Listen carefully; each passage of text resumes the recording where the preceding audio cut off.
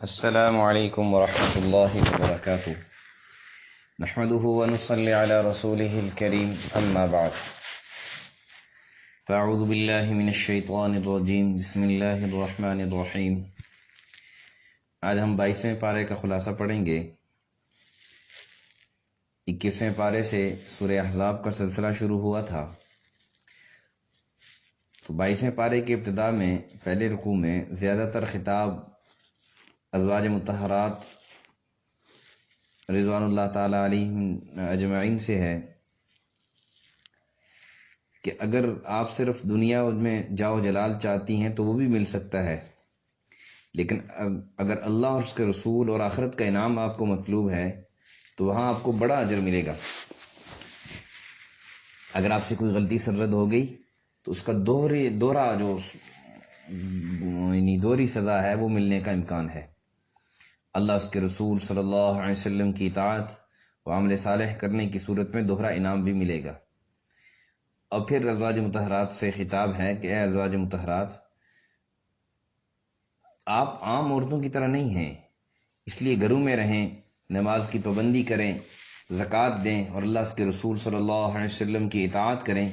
بے شک اللہ تعالی چاہتا ہے کہ اہل بیت رضوان اللہ تعالی علیہم کو پاک کر دے۔ اس کے بعد کثرت ذکر اور تلاوت کا حکم دیا گیا۔ پھر اس کے بعد اگلے رکوع میں نیکوکار مردوں اور عورتوں کی صفات بیان کی گئی ہیں۔ مسلمان مردوں اور عورتوں کی صفات بیان کرنے کے بعد ان کے لیے بخشش و انعام کا وعدہ کیا گیا۔ پھر رسول اللہ صلی اللہ علیہ وسلم کے ایک نکاح کا ذکر ہے اور اس کے مقصود کا بیان ہے، اور یہاں پر یہ بتلایا گیا کہ جو منہ بولا بیٹا ہے اس کا حکم حقیقی بیٹے کی طرح نہیں ہے، لہذا جو آپ کا حقیقی بیٹا ہے اس کی بیوی سے آپ تو نکاح نہیں کر سکتے، وہ آپ کی حقیقی بیٹے کی جو بیوی ہے، یعنی آپ کی بہو ہے، سگی بہو ہے، اس سے تو آپ نکاح نہیں کر سکتے۔ منہ بولا اگر آپ کا بیٹا ہے یا منہ بولی آپ کی بیٹی ہے تو اس کے وہ احکامات نہیں ہیں جو حقیقی بیٹے یا حقیقی بیٹی کی ہیں۔ لہٰذا یہاں پر ایک بات سے سمجھ لیں کہ اگر کسی نے بیٹا کسی سے لیا، بچہ لیا، کسی کی اولاد نہیں ہوتی تھی اور انہوں نے کسی سے بیٹا لے لیا، اب کسی نے اس کو دے دیا بیٹا، اب یہ اس کا حقیقی بیٹا نہیں ہو سکتا اس وقت تک جب تک کہ اس عورت کا 2 سال سے کم عمر میں یہ بچہ دودھ نہ پی لے۔ اور اگر 2 سال سے کم عمر میں اس نے دودھ نہیں پیا، ظاہر ہے کہ ایک عورت کا اولاد ہی نہیں ہوتی تو دودھ کہاں سے آئے گا؟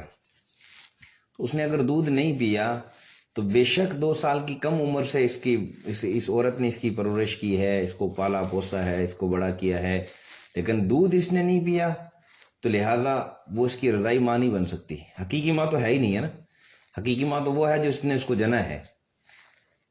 تو اب دوسری عورت اس کی رضائی ماں بن سکتی ہے، تو رضائی ماں بھی اس صورت میں بنے گی جب اس کا یہ دودھ پیے گا۔ جب اس نے دودھ بھی نہیں پیا اس کا تو اس صورت میں یہ اس کی جو رضائی ماں بھی نہیں بن سکتی۔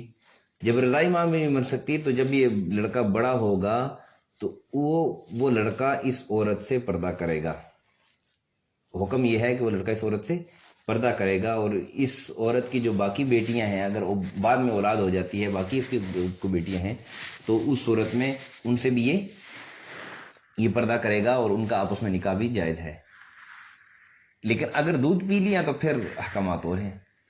اسی طرح کسی نے اگر بیٹی کسی سے لی، کسی کے بیٹے ہی بیٹے تھے، بیٹیاں نہیں تھی، بیٹی کسی سے لے لی، اب اس صورت میں بھی یہی ہے کہ اگر اس نے دودھ پی لیا اپنی اس عورت کا 2 سال کی کم عمر میں تو پھر تو رضائی ماں اس کی ہوگی، اس کے احکامات یہ ہوں گے کہ باقی یعنی جو اس کے رضائی بھائی ہوں گے باقی اس کے بیٹے، اور اس کا والد رضائی والد ہوگا، اس صورت میں اسے پردہ نہیں ہوگا، اور یعنی ان کے باقی بیٹوں سے اس کا نکاح بھی جائز نہیں ہے، ان کی رضائی بہن ہوگی یہ۔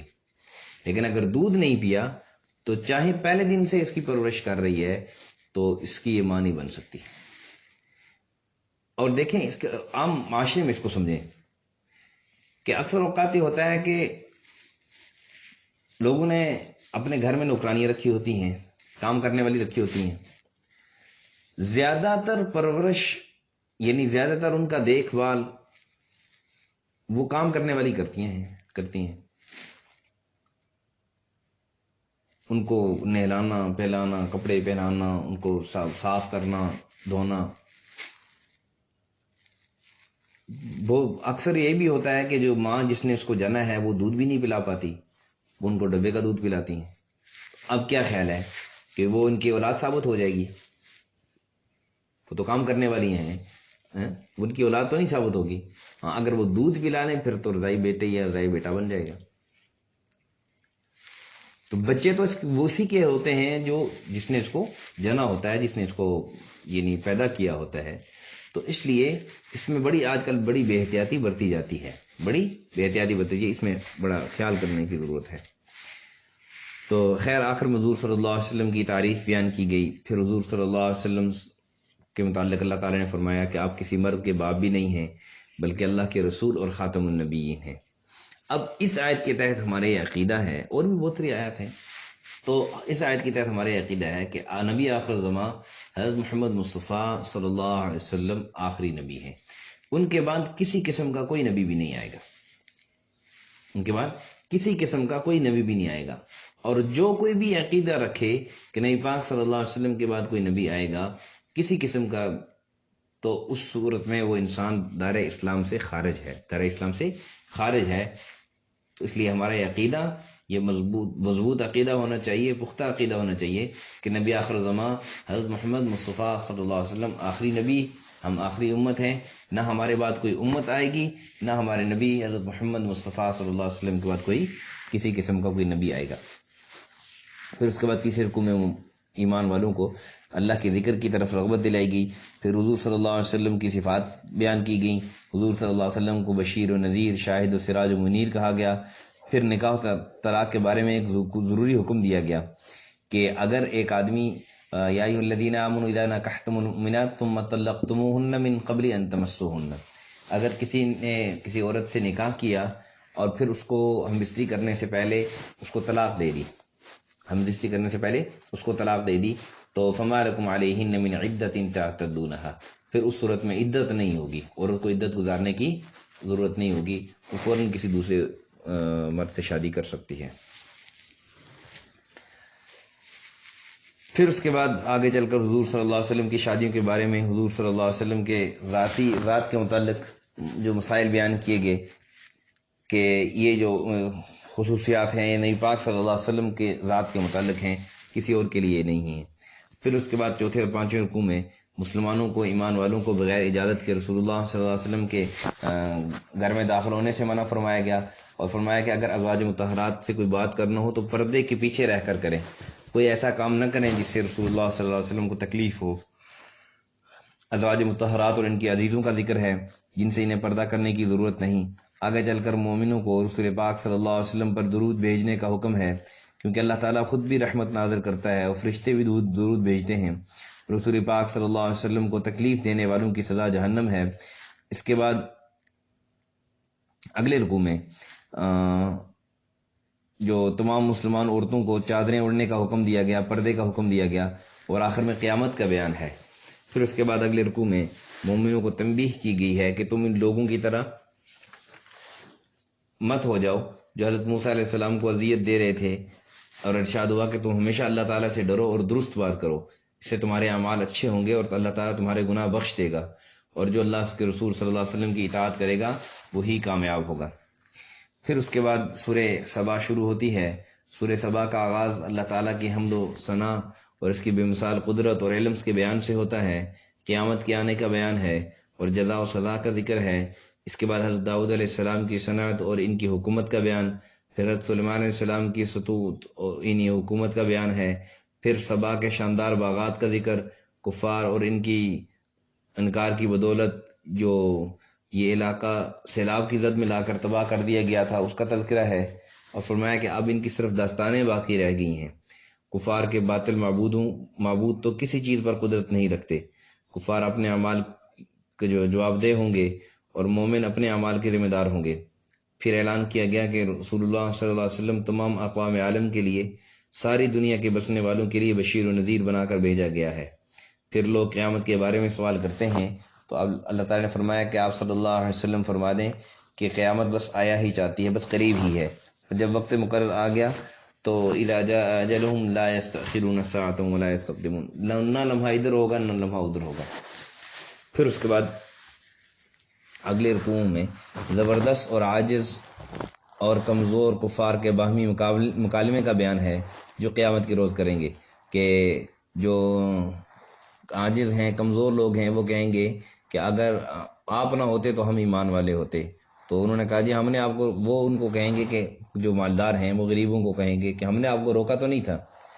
تو خیر جو غریب ہیں پھر ان کو کہیں گے کہ آپ نے روکا، آپ ہی تو مکر و فریب کے ذریعے اور آپ یعنی تدبیروں کے ذریعے ہمیں دین پر عمل کرنے سے روکتے تھے، جیسا کہ اکثر ہوتا ہے. پھر توقوں کا بیان ہے جو کفار کی گردنوں میں ڈالے جائیں گے اور انہیں اپنے اعمال کی سزا ہوگی. کفار اپنے مال و اولاد پر فخر کرتے ہوئے کہتے ہیں کہ وہ عذاب سے بچ جائیں گے. اللہ کے ہاں تو نیک اعمال کی قدر ہوتی ہے. جتنا مال اللہ کی راہ میں خرچ کرو گے اللہ اس کا اچھا صلہ دیں گے. قیامت کے دن کوئی کسی دوسرے کی مدد نہیں کر سکے گا. آپ صلی اللہ علیہ وسلم ان کفار سے فرما دیں کہ میں تم کو ایک نصیحت کرتا ہوں، اور وہ یہ کہ تم تنہائی میں اور مل جل کر دین حق کے بارے میں غور کرو. اور یہ رسول اللہ صلی اللہ علیہ وسلم تو تم کو آخرت سے پہلے تنبیہ کرنے کے لیے آئے ہیں. یہ اپنی تبلیغ کا کوئی تم سے صلہ تو نہیں چاہتے، ان کا صلہ تو اللہ خود دے گا. ان کے آنے سے حق ظاہر ہو گیا. پھر اس کے بعد سورہ فاطر شروع ہوتی ہے. سورۃ کا آغاز اللہ تعالیٰ کی حمد سے کیا گیا، اس کے ساتھ ساتھ آسمان، زمین اور فرشتوں کی تخلیق کا ذکر. پھر بتایا کہ اگر اللہ تعالیٰ تم پر رحمت نازل کرنا چاہے تو کوئی اسے روک نہیں سکتا، اور اگر اسے روک دے تو کوئی تم تک رحمت پہنچا نہیں سکتا. اللہ تعالیٰ کے سوا کون ہے جو تم کو آسمان اور زمین میں سے رزق دیتا ہے؟ اگر حضور صلی اللہ علیہ وسلم کو آپ جھٹلاتے ہیں تو آپ صلی اللہ علیہ وسلم سے پہلے بھی رسولوں کو جھٹلا چکے. لوگوں دنیا کی زندگی سے دھوکہ نہ کھاؤ، شیطان تمہارا دشمن ہے اور تمہیں دوزخ کی طرف لے جائے گا، جبکہ جو نیک لوگ ہیں، ایمان والے ہیں، وہ جنت میں جائیں گے. پھر اس کے بعد اگلے رکوع میں فرمایا کہ کفار جس طرح اپنے برے اعمال کو اچھا خیال کرتے ہیں اس کا ذکر ہے. پھر اللہ تعالیٰ کی قدرت کی تخلیق کے عجائبات کا بیان ہے. سمندروں کے پانیوں کے مختلف ذائقوں کا ذکر، سمندروں سے نکلنے والی قیمتی اشیاء کا بیان. پھر رات، دن، سورج، چاند، تسخیر کا ذکر ہے. ان سب کا بنانے والا تمہارا رب ہے، یہ باطل معبود کچھ بھی نہیں کر سکتے.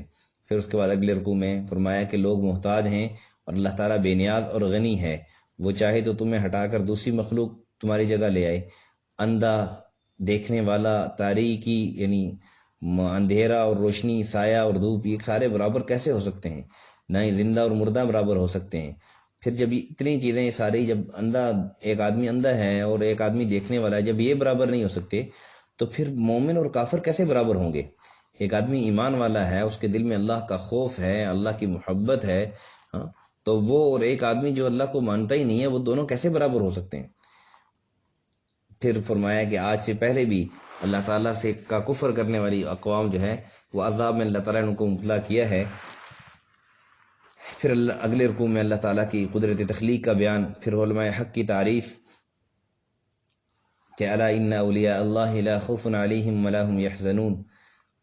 تلاوت کتاب اللہ اور پابندی نماز اور اللہ کے راستے میں خرچ کرنے والوں کا جو جزا ہے اس کا بیان ہے.